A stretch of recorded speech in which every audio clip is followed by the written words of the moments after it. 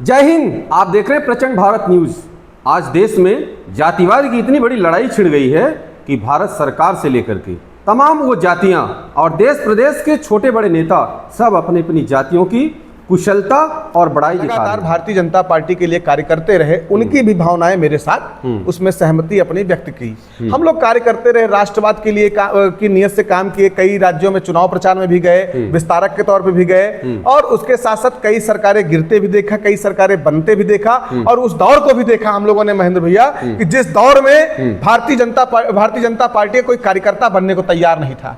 उस दौर में हम लोगों ने अपना खून पसीना एकत्रित करके हम लोग गांव गांव गली गली जा करके भारतीय जनता पार्टी के लिए वोट मांगा और आज जब सरकार बन गई, सरकार इस दौरान हम लोगों ने धारा 370 समाप्त होते देखा, प्रभु श्री राम जी के मंदिर को बनते देखा, हमने भारत को उद्भव की ओर जाते देखा, हमने भारत को विश्व गुरु के रास्ते पर जाते देखा। पर जब यूजीसी जैसा विषय आ गया तो मन खिन्न हो गया, चिंताएं। और फिर उसके साथ साथ यूजीसी को भी अगर हम किनारे कर दें तो जिस तरीके से आज जातिगत समीकरण बन रहे हैं, उन जातिगत समीकरण को लेकर आधार बनाकर प्रतिभाओं को काटा जा रहा है, संगठन से बगल किया जा रहा है, टिकट की बारी आ गई, टिकट में भी जातिगत समीकरण लगा दिया गया है हर जगह पर। तो इसलिए मन जरा से खिन्न होता है कि हमने कभी जातिगत समीकरण के हिसाब से काम नहीं किया था।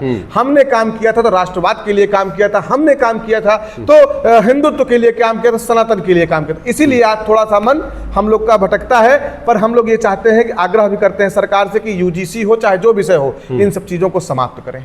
जी, हमने पिछले दिनों देखा था कि अखिल भारतीय ब्राह्मण महासभा जी के जो अध्यक्ष हैं पंडित राजेंद्र नाथ त्रिपाठी जी ने एक संगोष्ठी का आयोजन किया था लखनऊ में, जहां के बहुत सारे ब्राह्मण संगठन और बड़े बड़े योद्धा जो अपने आप को ब्राह्मण और सवर्णों के नेता कहे जाते हैं वो सब इकट्ठा हुए। लेकिन वहां भी हमने देखा कि बिखराव दिखा, आपस में लड़ते हुए हमने देखा। तो क्या आने वाले दिनों में यही बिखराव दिखेगा या एकजुटता दिखेगी? बताइए शिवाजी। नहीं, निश्चित तौर पे अभी आपने 8 मार्च का जो देखा दिल्ली का, उसमें आपको एकजुटता दिखी होगी। सब कहीं ना कहीं से तो कुछ गलत फहमियां, कुछ गलतियां रही हैं, कुछ कमियां रही हैं, उनको दूर किया जाएगा और मैं उस कार्यक्रम के लिए भी शुभकामनाएं देता हूं। और उससे भी बेहतर कार्यक्रम हो, उससे बड़ा कार्यक्रम हो जो कि किसी राजनीतिक दल के लिए ना होकर के केवल समाज के लिए हो, इसकी भी हमको चिंता करनी है। हम लोग करेंगे बहुत ही जल्द। इसी प्रयागराज में आप देखेंगे, चूंकि अभी कुछ चीजें जिसकी योजनाएं चल रही हैं, इसी प्रयागराज में उससे भी बेहतर, उससे भी बड़ा कार्यक्रम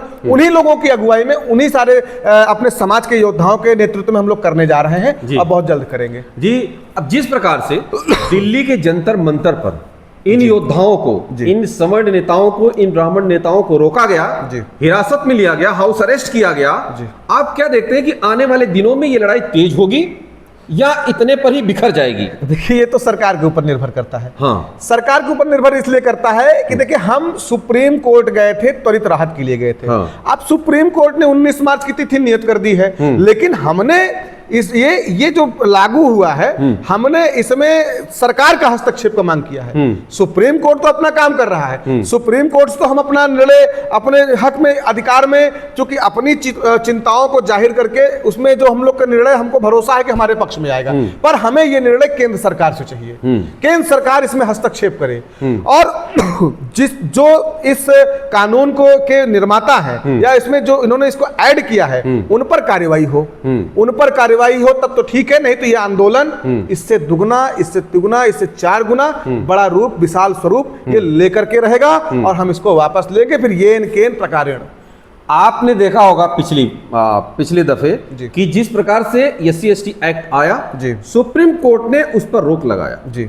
सुप्रीम कोर्ट के रोक लगाने के बावजूद भी मोदी जी विधेयक लेकर के आते हैं और उसको बाकायदा संसद से पास कराते हैं। अब अगर यूजीसी रेगुलेशन में ही ऐसा होगा तो क्या करेंगे बताइए? हम लोग भी यही तो कह रहे हैं। हमारी भी तो मांगे यही हैं कि भाई देखिए, जब उस वक्त आपने सुप्रीम कोर्ट के निर्णय को पलट दिया तो आज क्यों नहीं आप कर रहे हैं? यदि आपकी मंशा गलत नहीं है, यदि आपके इरादे गलत नहीं है, यदि आप चाहते हैं कि इस यूजीसी रेगुलेशन एक्ट 2026 को समाप्त किया जाना चाहिए या इसमें रोल बैक किया जाना चाहिए, तो आप क्यों नहीं कर रहे? क्यों कोर्ट के भरोसे बैठे हैं? जब कोर्ट ने SC/ST एक्ट पे अपना निर्णय दिया था तो आपने उसको संसद में विधेयक लाकर पलट दिया था, तो फिर यहां आप क्यों नहीं कर रहे हैं? में हम लोगों की भी तो यही बातें हैं ना कि हम लोग तो आपको जो इस भावना से देखते थे, यदि आप उस भावना के हम लोग का की समर्थन करते हैं, हम लोगों को अपना मानते हैं, तो आप इस विधेयक को या इस कानून को समाप्त रोल बैक क्यों नहीं करते हैं? हमारी भी तो यही मांग है, हम भी तो यही कह रहे हैं ना कि हमको कोर्ट से राहत नहीं चाहिए, हमको केंद्र सरकार के माध्यम से, हमको माननीय प्रधानमंत्री जी के, हमको माननीय सदन के माध्यम से इस पर राहत चाहिए। जी, तो शिवा जी ये बताइए कि आप एक सामाजिक चिंतक होने के नाते जी, ये सवाल आपसे इसलिए जी कि ये जो पूरी लड़ाई चल रही है जी, इसमें देश का कितना बड़ा नुकसान हो रहा है? देखिए, इसमें सबसे बड़ा जो नुकसान है, हाँ। आज जातिगत भेदभाव बहुत बढ़ गया है, आपसी भाईचारा समाप्त हो रहा है। और सबसे बड़ी चीज, आपसी भाईचारा हर जगह पे कहाँ नहीं है? व्यापार में है, शिक्षा में है, स्वास्थ्य में है, हर जगह पे जहां भी आपसी भाईचारा है, वो जातिगत जो नीतियां आ रही इसकी वजह से समाप्त हो रहा है। सामने वाले व्यक्ति के अंदर हमारे प्रति कुंठित भावना जागृत हो रही है, हमारे अंदर सामने वाले के प्रति। जब हम हिंदू थे तब हमारे लिए जातियों का कोई मोल नहीं था। आज भी मैं भी नहीं कहता हूं कि मैं जातियों को मेरे अंदर इतना मोल है कि मैं दूसरे का नुकसान कर दूंगा। मेरे वर्ग से, मेरे समाज से यदि कोई अपराधी होगा तो मैं उसका समर्थन करने नहीं जा रहा हूं, पर मैं अपने समाज के अधिकारियों के लिए लड़ाई भी लड़ने जा रहा हूं। तो इसमें सबसे बड़ा जो नुकसान होना है वो क्या बोलते हैं, आपसी भाईचारा और भेदभाव जो ये बढ़ रहा है, इससे सारी चीजों व्यवस्थाओं में इसका दुरुपयोग और इसका आने वाले समय मानसिकता जो खराब होगी वो देखने को मिल रहा है और मिलेगा भी। जिस तरीके से आपने देखे भी एक रुचि तिवारी के साथ जेएनयू के कैंपस में घटना हुई थी, वो केवल इसी के लिए उन लोगों ने वहां पर तिवारी सुनते ही रुचि नाम नहीं सुनकर किया, उन्होंने तिवारी सुनकर के अटैक कर दिया। तो ये जो मानसिकता भरी जा रही है, ये जो कट्टरता भरी जा रही है, इसका देश के समय में आने, और एक इसी आधार पर चलता रहा अगले 15 वर्षों में गृह युद्ध जो जात के नाम पे एक आतंकी होता है, एक जातंकी, इन लोग के बीच में गृह युद्ध छिड़ेगा। इसको आप देखकर तो आप कह रहे हैं कि आतंकवादी नहीं, अब जातंकवादी बिल्कुल लोग पैदा होंगे समाज में, अब गृह युद्ध जैसी स्थिति बनेगी। बिल्कुल, ये सब सरकारों की देन है। बिल्कुल, आपस में लड़ना, जातिवाद फैलाना।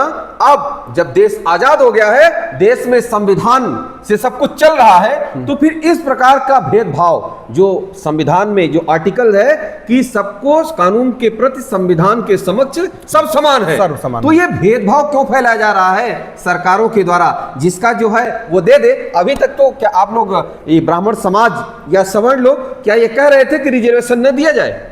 हमने हमेशा ये कहा था कि जब इसके पूर्व हम लोग की बात होती थी तो ये होता था कि भाई देखिए, गरीबी हर जगह है, सबको दिया जाए, आर्थिक आधार पे दिया जाए, आर्थिक आधार पे दिया जाए।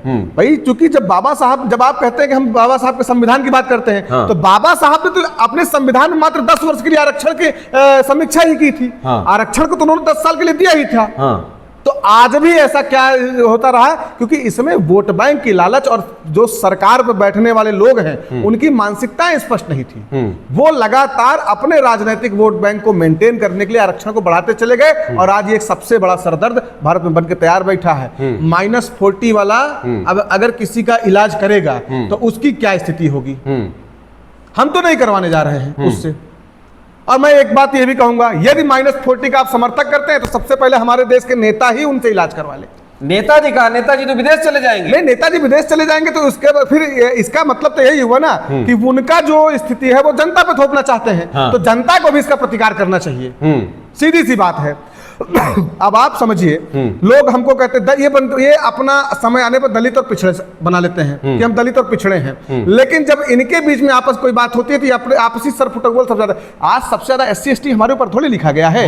आप थानों का रिकॉर्ड निकलवा के देख लीजिए, सर्वाधिक पिछड़ी जातियों पर लिखा गया है SC ST। लेकिन ये कहते हैं कि हम राजनीतिक तौर पे हम लोग, राजनीति हो चाहे जिस भी, हम लोग सताए गए हैं, हम लोग शोषित हैं, हम लोग एक हैं। और जबकि आपसी इनके अंदर जाकर देख लीजिए कि ये खुद में अपने आप में सताए हुए, पीड़ित, और आपस के ही द्वारा, किसी सवर्ण के द्वारा नहीं, ये आपस में ही लड़ झगड़ करके मर गए, कट गए, और उसका प्रतिकार कहीं ना कहीं से, उसका आरोप कहीं ना कहीं से सवर्ण पे, ब्राह्मण पे, ठाकुर पे लगा दिया गया कि इन लोगों ने अत्याचार किया, शोषण किया। जी शिवाजी, आपने इतना समय दिया, आपने कीमती समय निकाला हमारे साथ बात करने के लिए, इसके लिए बहुत बहुत धन्यवाद। धन्यवाद और आपको बहुत बहुत शुभकामनाएं। आप सब भी कमेंट करके अपनी जरूर राय दीजिएगा कि क्या इस प्रकार से जो जाति भेदभाव बढ़ रहा है देश में, क्या राष्ट्रीय क्षति नहीं हो रही है, समाज बट रहा है। जिन युवाओं को अपने भविष्य की चिंता करनी चाहिए अब वो अपनी जातियों की चिंता कर रहे हैं, न अपनी जाति की चिंता कर पा रहे हैं, न अपने समाज की चिंता कर पा रहे हैं, न अपने भविष्य की चिंता कर पा रहे हैं।